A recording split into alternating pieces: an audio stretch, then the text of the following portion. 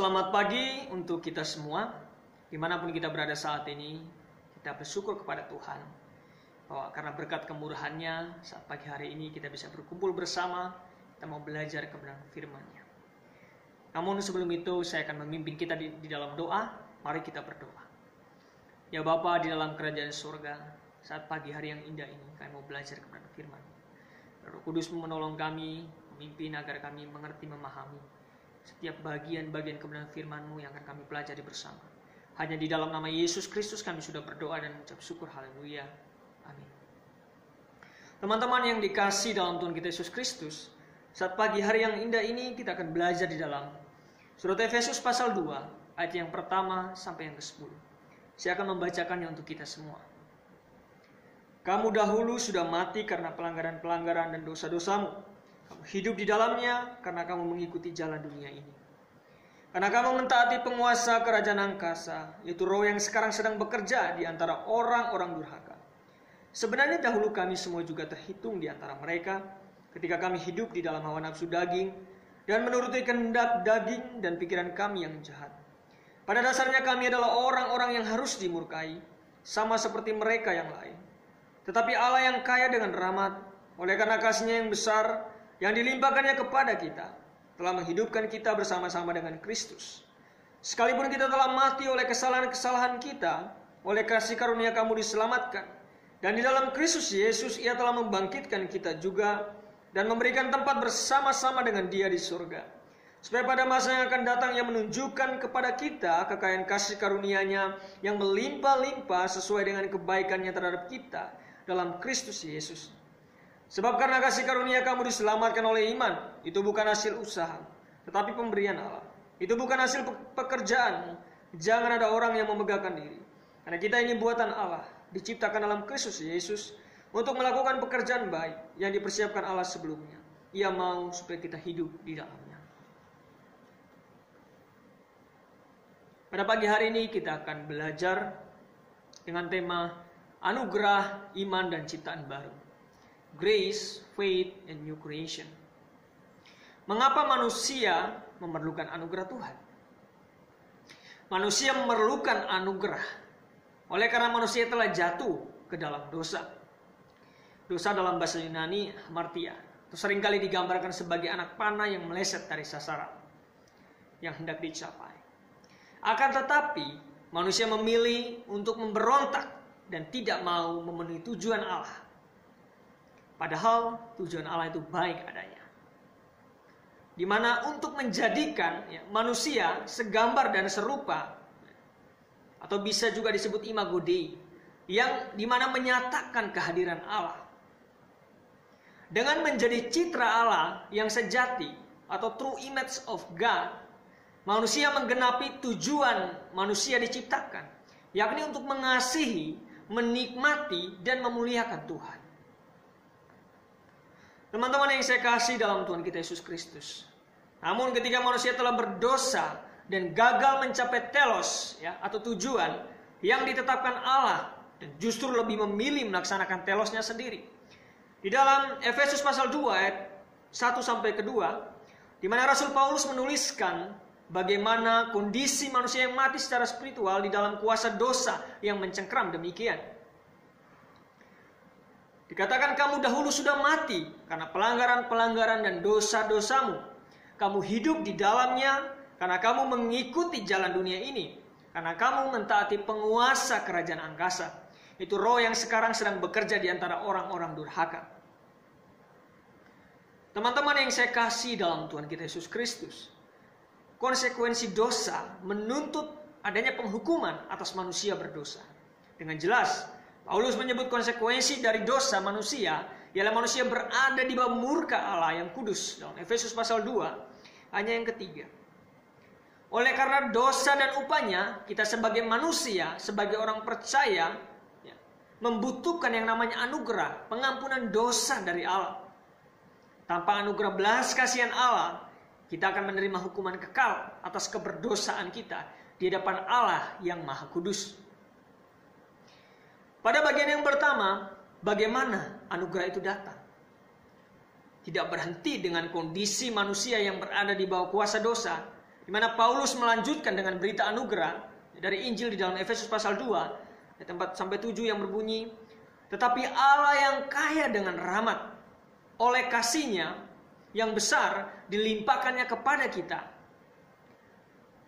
telah menghidupkan kita bersama-sama dengan Kristus, sekalipun kita telah mati oleh kesalahan-kesalahan kita. Oleh karena kasih karunia kamu diselamatkan. Dan di dalam Kristus Yesus, Ia telah membangkitkan kita juga dan memberikan tempat bersama-sama Dia di sorga, supaya pada masa yang akan datang Ia menunjukkan kepada kita kekayaan kasih karunia yang melimpah-limpah sesuai dengan kebaikan-Nya terhadap kita dalam Kristus Yesus. Teman-teman yang saya kasih dalam Tuhan kita Yesus Kristus, kasih karunia Allah tidak dicurahkan secara abstrak semata, melainkan dinyatakan secara konkret di dalam pribadi dan karya Yesus Kristus. Anugerah Allah yang mengampuni dosa disediakan melalui pengorbanan Yesus di atas kayu salib. Dan kebangkitan Kristus dari kematian juga mendatangkan anugerah yang membangkitkan umat tebusannya dari kematian spiritual untuk memasuki kehidupan baru dalam Kristus.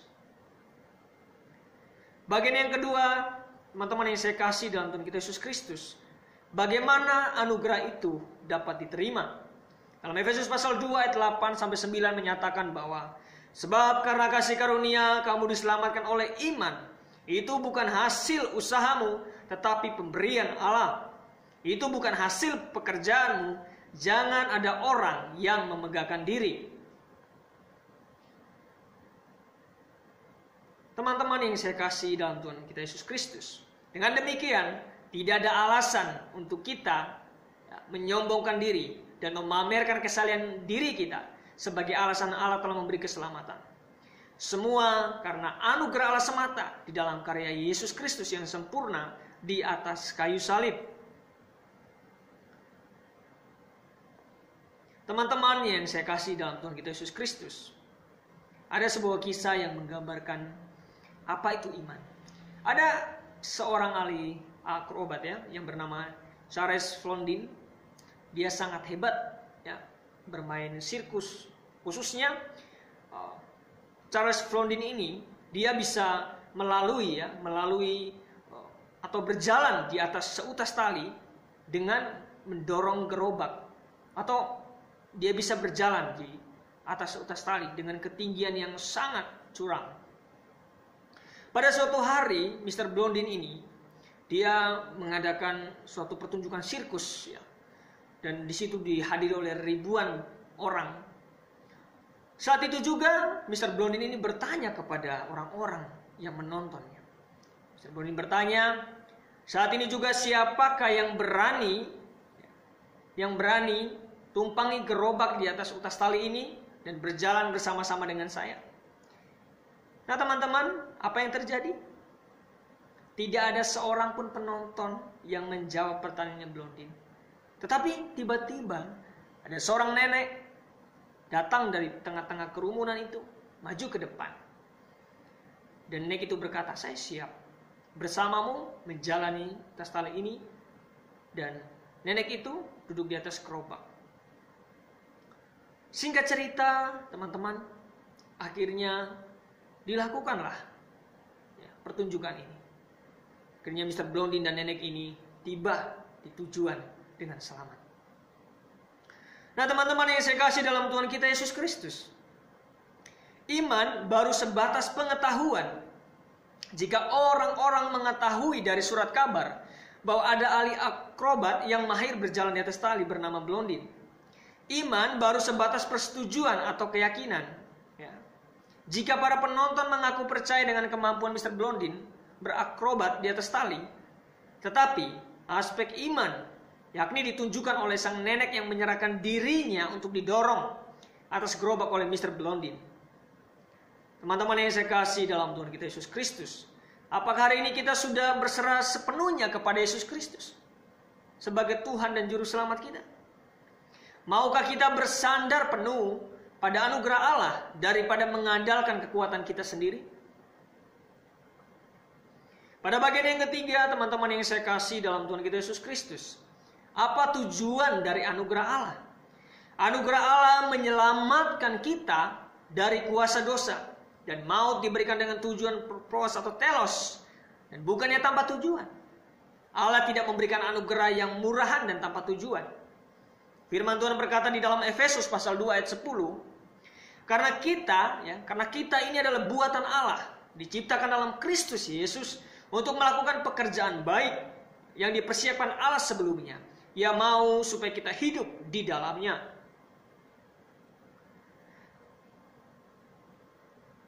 Rasul Paulus menegaskan di dalam pasal 4 dari surat Efesus bahwa Injil berimplikasi kepada kehidupan praktis orang-orang yang mengaku beriman dan menerima anugerah Allah dalam kasih Kristus.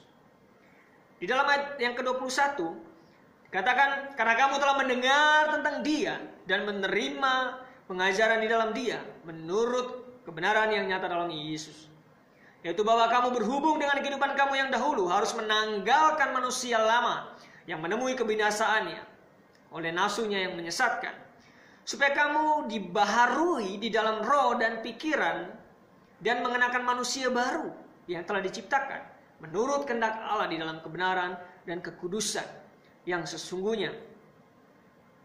Teman-teman yang saya kasih dalam Tuhan kita Yesus Kristus, ketika kita ditebus untuk mengasihi dan memuliakan Allah, serta menyatakan kehadiran dan kebaikannya di tengah dunia yang bobrok, yang dibelenggu oleh pemerintahan kuasa dosa yang jahat, anugerah Allah bertujuan untuk memulihkan kita sebagai gambar dan rupanya, yang mengerjakan perbuatan baik dan bukan malah bergemilang dalam perbuatan dosa yang jahat.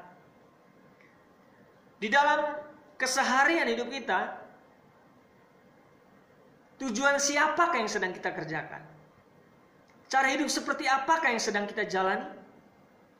Mari teman-teman semua, saya mengajak kita, ketika kita menjadi murid Kristus yang hidup, sebagai ciptaan baru yang telah diselamatkan hanya oleh anugerah Allah melalui iman kepada Yesus Kristus.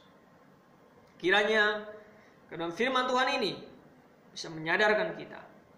Pada bagian pertama kita mempelajari bahwa bagaimana anugerah itu datang. Dan yang kedua, bagaimana anugerah itu dapat diterima. Dan yang ketiga, apa tujuan dari anugerah Allah. Kiranya bagian-bagian kebenaran firman Tuhan yang sudah kita pelajari jadi berkat untuk kita, menjadi motivasi lifestyle gaya hidup kita ke depannya, sehingga dimanapun kita berada, di situasi apapun hari-hari ini, kita tetap berkomitmen, kita tetap setia kepada Tuhan yang telah memberikan segalanya bagi kita. Kiranya kebenaran firman Tuhan ini menjadi berkat untuk kita semua. Untuk mengakhiri kebenaran firman Tuhan ini, saya akan memimpin kita di dalam doa. Tuhan Yesus, Engkau Bapa yang sungguh baik dalam kehidupan kami.